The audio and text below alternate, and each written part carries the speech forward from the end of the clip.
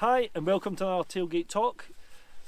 My name's Davy Wright, and today I have luckily been joined by two guests. Yes, hello, my name's Wim. I am a MyOutdoors contributor and review writer, and this is Margot, my dog, who's thrilled to be here, as you can see. She doesn't test too much stuff, but she's always open to possibilities, so watch this space. She'll be coming and going as we go, I think. Yeah, she's more interested in her balls, really. Aren't we all? Yeah, aren't we all? Well, we just wanted to mix it up a little bit and sit and chat and talk about gear. So for that aim, I put on this, which is and I don't know if I get all this in, a Selk suit, which is essentially a sleeping bag suit. Now, Yeah. we've had a chat about this. We have, yeah. It's an interesting proposition, I think. One I'm actually kind of all for, to be honest. I think it does. We don't really know exactly what it is, but we've got some fairly interesting thoughts on it, I think, haven't we? It's the camper's summit suit. Mm-hmm. That's a really good way to put it. Yeah. I think, yep. It would be. I mean, look at these. Look at this footwear. It's these zip off. Obviously, that's what the big yellow stripes are. It'll be something nice to sit in at night when you're at the camp. You're sitting outside your camp, outside your tent or van, and you're a little bit cold, and you put this on, and bosh, it's Absolutely. warm. Am I going to sleep in it? You could. This is the light version. There are heavier versions, and there's ones all different colours. They've got DPM one, camouflage ones, etc. But it would need to sleep in this. It would need to be fairly warm at night. Yeah, absolutely. My thoughts on it are, I think it's kind of, you say sort of camping, summit suits. I'd say maybe more outdoor dry robe, general outdoorsman's dry robe. You know, I think it'll fill a similar niche there. It'll be for people who've had a big hard day out, just want to kind of batten down the hatches, feel womb-like and cozy for a bit. You can encapsulate yourself in this. It is pull in. It's got covers for your hands, and once you're in here, actually, it's reasonably warm. Yeah. I mean, you're protected from the wind, insulated literally head to toe, and I mean, this is the extra large. I think I could have done with a large, but it's fairly roomy and could be quite warm. I've got a question. Go on. Very important bit of consumer advice. What happens when you fart? I think you need to vent quickly. I think the only thing you can do is get out of it, because it might kill you. As Billy Connolly said, it would be as welcome as a fart in a spacesuit. But yeah, a decent bit of kit, and I think it'll take people to get in amongst it for it to be accepted, I suppose. How much did you say it was? About 100 quid? So this one's about 90 quid, I think. I'll put that on the in the notes. I think that's, you get a lot of thing for your money there. I don't think that's too bad. Little pocket here in the lining. I think you could put your air freshener in for all those farts you're doing. Yeah, definitely. Excellent. So yeah, that is the Selk'bag. Sorry, it's the Selk'bag. And they do come in a range of thicknesses or downs or thicknesses, not girths. No, yes, no, not girths. And different fills and different colours, and yeah, it's got a market. I think so. We just need to. I think people just need to try it and check it out. Absolutely. So Margot is very keen on getting her ball thrown. So I'm going to take this off because it's warming. It is actually warming. I'll just take it down to the waist and we'll just sit in it. So keep it PG, Davey. Come on. Yes. Keep it PG. We're all naked under our clothes. I'm interested in those. Yes, me too. These, I just got these yesterday. This is the first time I've really had them on. They are La Sportiva Cyklon. Cyclons, yep, with BOA technology on the sides. Really for super long, super technical terrain, super long runs, that kind of thing. First impressions, the box art, when they were sent out, really nicely presented. A little handwritten note, press releases, all that kind of thing. All the information I'd need to start my review. I have not read a single word of it, I'm afraid, so I'm totally green. But first and initial impressions are really, really good. Really light for a long distance ultra shoe. Can you take them off? Well, can you take them Where off? will I stop is the question. Yeah. Absolutely. Not bad, Right, so I'm familiar with the BOA technology on mountain boots, and probably very ignorantly, as we discussed earlier, I didn't realise how big they are in cycling shoes. Absolutely. That seems to be the thing. If you go into BOA's Instagram, that's what it's filled with. It's filled with go into any outdoor cycling shop, every pair of cycling shoes basically has those nowadays. I think maybe Velcro is probably a bit more popular in mountain biking now. I think. Right. If you're road biking and you don't have BOA fastenings on your shoes, you're a bit of a dick. Basically. Right. You're not. Yeah.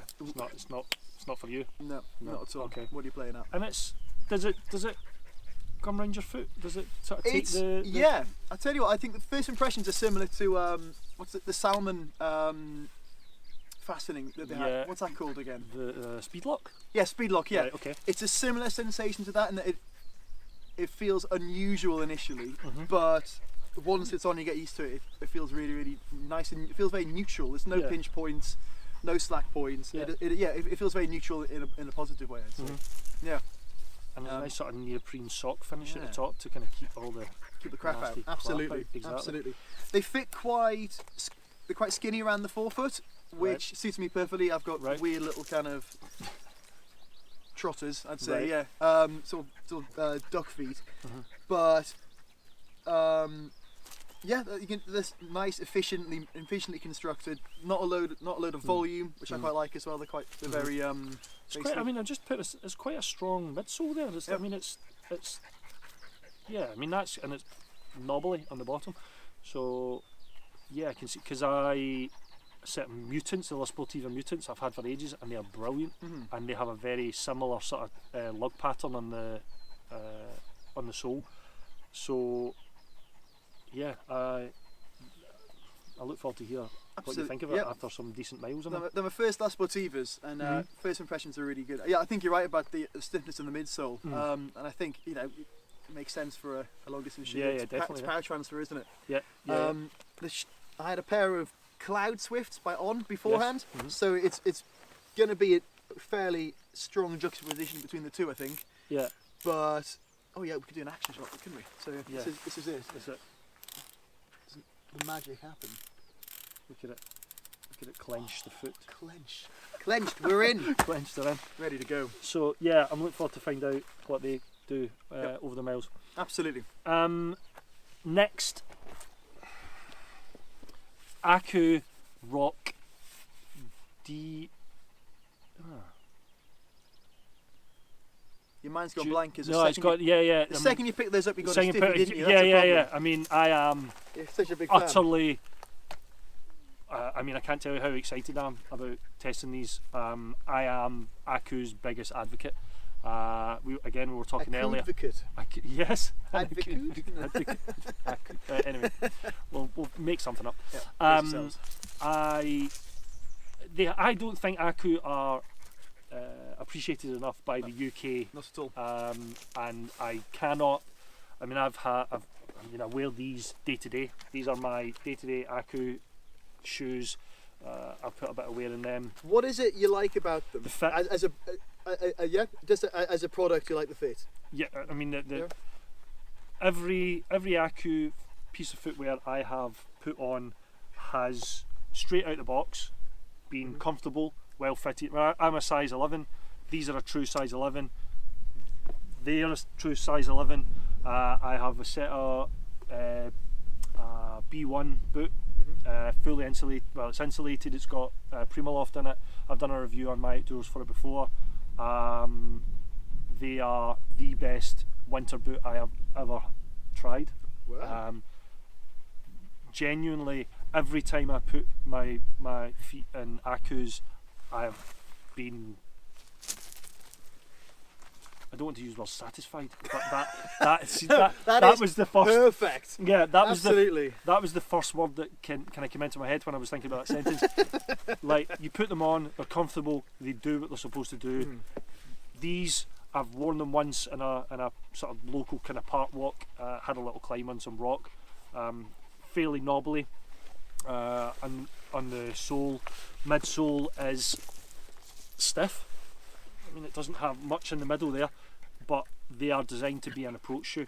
They've got a dual lace system. I'll put its proper name in on a tag. So the initial lace system for walking, and if you read the tags on the shoe, is just a normal lace, and that's just for your normal sort of walk in. When it gets a bit more serious and there's some kind of scrambling to be done, then it has this secondary lock system, which, looking at where it cinches in, it's bringing it right in on these fabrics tabs here. I'm assuming it continues underneath this kind of lacing system there, and pulls the foot in, and you can feel the difference. Yesterday I walked in them with this loose, and you could tell that it was loose, and then you kind of cinched up and you could feel it kind of across the front of the foot. Satisfying, no doubt. Satisfying, like it was satisfaction 100%.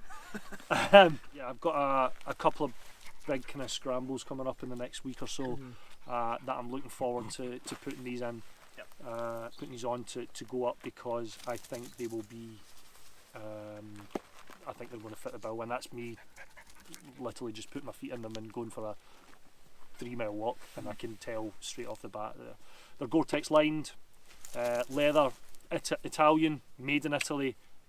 You cannot, a Vibram Mega Grip sole. Be interesting to see how that feels on the rock as well, and a nice kind of climb section, which when I tried it on the bit of stone that I was on yesterday, it seemed to be fairly grippy. Cool. But the thing that interests me about those, and it's kind of indicative of all the products we're looking at, is that it's the relationship between active and passive features and technologies. I think, isn't it? Yeah. I mean, if you look at well presented. Thank you. Yeah, I think something like this. You know, you've got things like the Vibram sole, Gore-Tex, passive things that a lot of brands have really, but it's the injection of a couple of very, very, I wouldn't, not really technical, but very customizable, very what is the word I'm trying to use? Satisfying. That's my word. No. That's your lifestyle. Yeah. There's one or two features that, with the right amount of input, make all the difference. Yes. Isn't it? And with that, it's the laces. With this, it's the mitts and the kangaroo pocket. With these, it's the boa system, and it just transforms the experience and use of something, doesn't it? I think that's an excellent way to put it, and I could not have put it any better. Margot told me to say it. Yeah. She's really clever. Yeah. So yeah, I'm looking forward to get these out. I'm looking forward to hear about how you got on with them, because they do look cool. And yeah, you'll probably see pictures of me lounging in this at some point over the next few weeks, because I can. Absolutely. Didn't want to make this too long, so we'll probably leave it there, but I think there'll be many more of these kind of sessions, because it makes it more fun than just listening to my Scottish accent drone on. I agree. Hey, look at that boots. I've got 2 laces. Dual laces. Dual laces. Hey. Okay, so guys, Wim, it's been an absolute pleasure. Margot, it's obviously been more satisfying. She's the most satisfying thing in the world. Feel that exactly. On your face. Yes. Oh. So yeah, it's been good. We'll definitely do it again. Yep. And let us know what you think. See you later on.